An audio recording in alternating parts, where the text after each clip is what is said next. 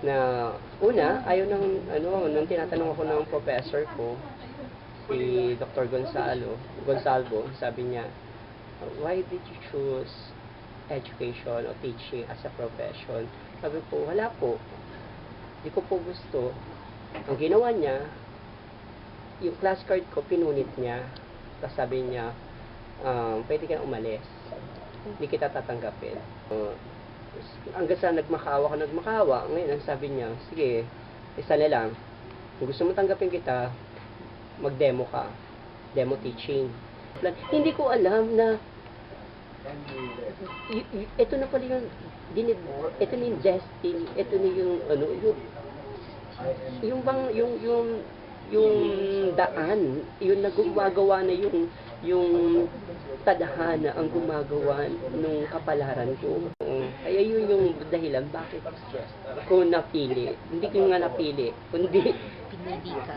aksidente na nangyari. Pero wala akong pinagsisisihan dahil minahal ko rin ang pagtuturo at mamamatay akong pagtuturo. Simple lang siguro kasi lahat ng subject teacher is a values education teacher. So, ibig sabihin, lahat ng subject, mapamat yan, science yan, dapat integration ng values. Ito papahalaga. Dahil nga ako galing sa hirap, alam ko paano yung hinarap ko yung mga pagsubok. So, lagi yan sa lesson, dapat may values yan.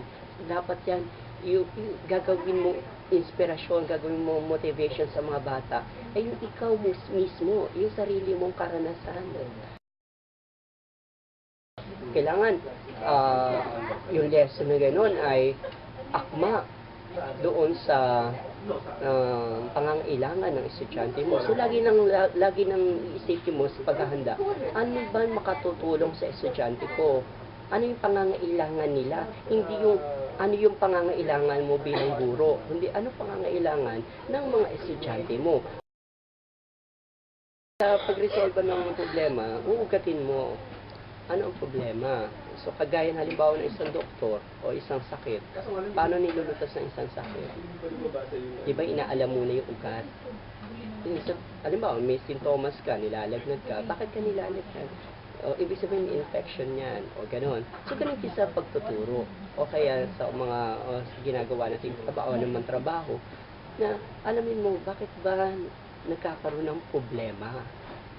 Ano ba yung ugat ng problema? Okay, kasi kung alam mo yung ugat ng problema, alam mo kung paano ito lalapatan ng solusyon. My objective in life, I want to serve. I want to go back to my roots. And I want to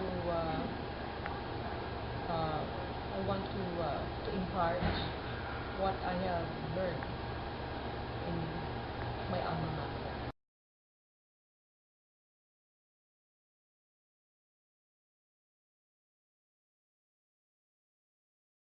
Actually, there is not much of a preparation because I've been teaching the subject for 30 years already. But of course, the daily conditions and the daily situations are additional inputs to my discussion. And second, I am talking to and relating to young people, so I have to use the language of the people, of the young people, so that my objective of learning the subject fast could be, so that I can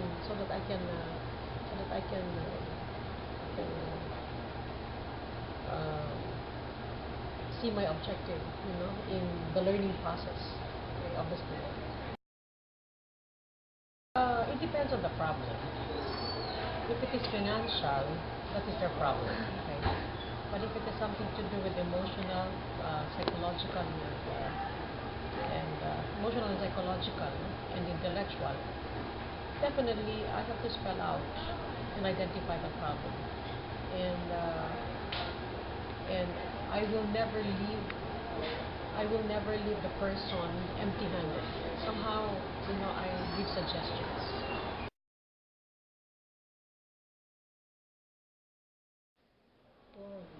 And inform the teacher. So that's the only profession wherein you can form and even say